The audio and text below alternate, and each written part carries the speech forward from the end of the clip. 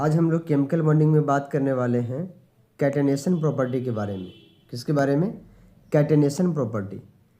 Catenation property को ही chain formation property कहा जाता है। क्या कहा जाता है? Chain formation property. अब सवाल ये है कि कैटेनेशन प्रॉपर्टी का बॉन्ड एनर्जी से क्या रिलेशन है। तो कैटेनेशन प्रॉपर्टी जो है वो डायरेक्टली प्रोपोर्शनल होता है बॉन्ड एनर्जी के, राइट। एंड उसका इन्वर्सली रिलेशन है किससे? साइज से।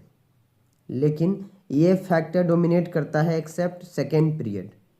अगर सेकेंड पीरियड का एलिमेंट आ जाए जिसके पास लोन पेयर होता है, क्या होता है, अगर लोन पेयर आ जाए तो वहाँ पे ये साइज फैक्टर काम नहीं करेगा। तब क्या होगा? अगर लोन पेयर वाला आ जाए एलिमेंट, यानी कि सेकेंड पीरियड का आइटम आ जाए, तो उस केस में जो बॉन्ड एनर्जी होगा वो इन्वर्सली हो जाएगा लोन पेयर रिपल्सन के। लेकिन ये काम केवल कहाँ करना है? सेकेंड पीरियड वाले में।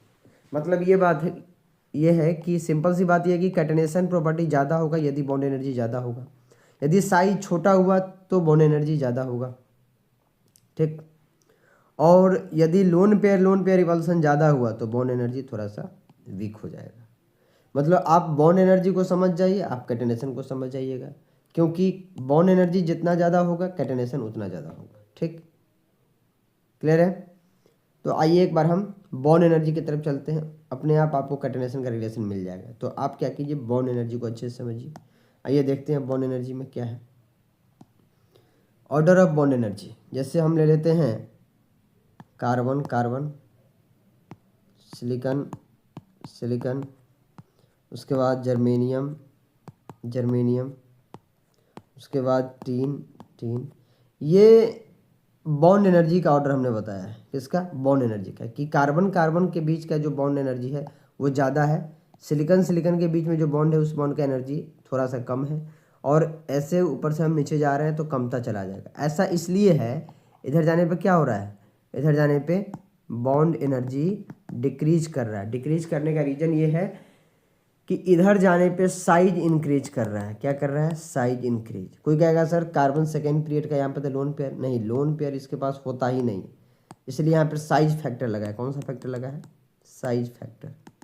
अभी आपने पढ़ा है कि बॉन्ड एनर्जी इन्वर्सली है किसके? साइज के। यानी साइज बढ़ेगा तो बॉन्ड एनर्जी घटेगा, ठीक। साइज छोटा होता है कार्बन का, इसलिए इसका बॉन्ड एनर्जी ज़्यादा है, इसीलिए ये ऑर्डर होगा सिंपल से। नेक्स्ट एक और क्वेश्चन है यदि हम करना चाहें, जैसे देखिए नेक्स्ट क्वेश्चन की तरफ चलते हैं। एक बार और बॉन्ड एनर्जी हम निकाला, हम दे रहे हैं ऑक्सीजन ऑक्सीजन, फिर लिख रहे हैं सल्फर सल्फर। तो इस केस में देखिए यहाँ पे ये जो ऑक्सीजन है ये सेकेंड पीरियड का है, और जब भी सेकेंड पीरियड का आ जाता है तो लोन पेयर फैक्टर काम करता है। तो यहाँ पे इतना तो पता चल गया कि लोन पेयर फैक्टर काम करने वाला है। और आपको पता है कि बॉन्ड एनर्जी जो है यदि लोन पेयर प्रेजेंट हो तो उसके इन्वर्सली रिलेशन होता है। तो यहाँ पर तो लोन पेयर रिपल्सन काम करेगा ना, तो लोन पेयर रिपल्सन काम करेगा तो बॉन्ड एनर्जी इसका वीक हो जाएगा, क्योंकि लोन पेयर रिपल्सन ज़्यादा होगा। तो अगर इसका वीक होगा तो इसका ज़्यादा होगा, मतलब बॉन्ड एनर्जी इसका ज़्यादा इसका कम। लेकिन ये काम कब करेंगे? जब लोन पेयर वाला हो। जैसे फ्लोरीन फ्लोरीन क्लोरीन क्लोरीन।